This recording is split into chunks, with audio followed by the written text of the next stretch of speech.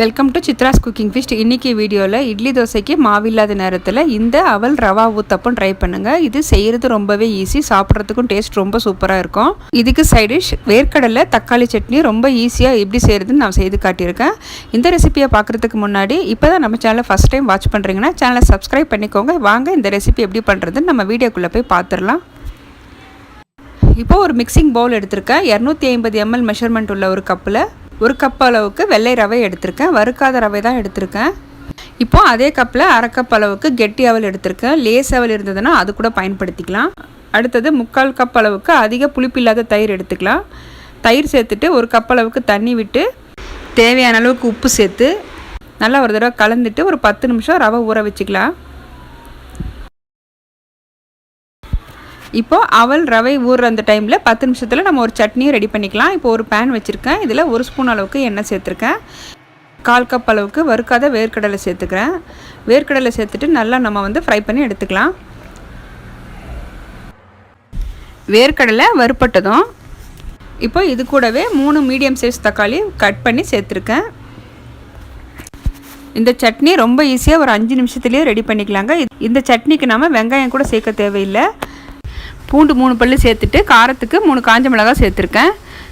தேவையான அளவுக்கு உப்பு சேர்த்துட்டு தக்காளி நல்லா வதக்கி எடுத்துக்கலாம்.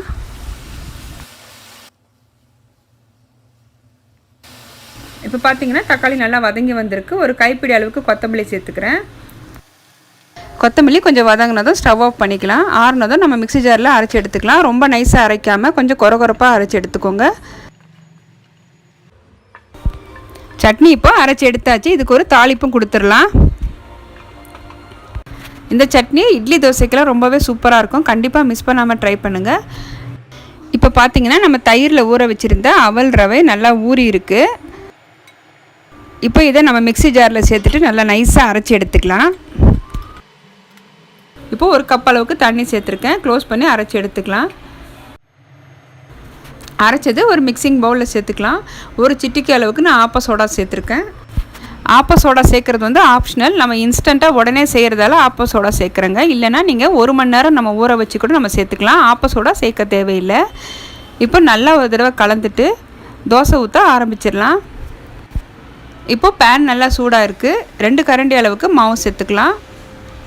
மேலே 1 ஸ்பூன் அளவுக்கு எண்ணெய் சேர்த்துட்டு ஒரு பக்கம் வெந்ததை நம்ம திருப்பிக்கலாம். இப்போது ரொம்பவே சூப்பரான ரவை அவல் ஊத்தப்பம் ரெடி ஆயிடுச்சுங்க. இப்போ எல்லாமே இதே போல் நம்ம செஞ்சு எடுத்துக்கலாம். இப்போது ஒரு பிளேட்டுக்கு மாற்றிக்கிறேன்.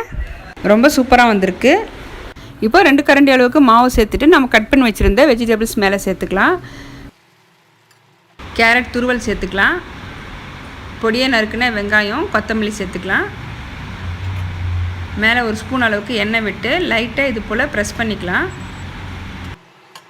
இப்போ மூடி வைக்கலாம். 2 நிமிஷம் வேகட்டும். இப்போ பார்த்திங்கன்னா வெஜிடபிள் ரவா ஊத்தப்பமும் சூப்பராக ரெடி ஆயிடுச்சு. இப்போது அடுத்த பக்கம் திருப்பி ஒரு 2 நிமிஷத்துக்கு வேக வச்சுக்கலாம்.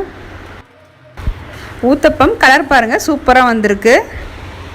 நம்ம சேனலில் பார்த்திங்கன்னா அரிசி சேர்க்காத சிறுதானியம் பயன்படுத்தி நிறைய பிரேக்ஃபாஸ்ட் ரெசிபிஸ் நான் அப்லோட் பண்ணியிருக்கேன். நீங்கள் அந்த வீடியோஸும் பாருங்கள். உங்களுக்கு ரொம்பவே யூஸ்ஃபுல்லாக இருக்கும். இன்றைக்கி நாம் செஞ்ச இந்த ரவா அவல் ஊத்தப்பம் கண்டிப்பாக ட்ரை பண்ணி பாருங்கள். இதே அளவுகள் பயன்படுத்தி நீங்கள் ட்ரை பண்ணிவிட்டு உங்களுக்கு எப்படி வருதுன்னு ஃபீட்பேக் எனக்கு கமெண்ட் பாக்ஸில் கமெண்ட் பண்ணுங்கள். என்னோட இந்த ரெசிபி உங்களுக்கு பிடிச்சிருந்ததுன்னா வீடியோக்கு லைக் பண்ணுங்கள். மறக்காமல் நம்ம சித்ராஸ் குக்கிங் ஃபீஸ்ட் சேனலில் சப்ஸ்கிரைப் பண்ணி பெல் பட்டனை ப்ரெஸ் பண்ணி ஆளுங்கிற ஆப்ஷனை கிளிக் பண்ணி வச்சுக்கோங்க. அப்போ தான் நான் போடுற வீடியோஸ் உங்களுக்கு உடனே நோட்டிஃபிகேஷனாக வரும். தேங்க்ஸ் ஃபார் வாட்சிங்.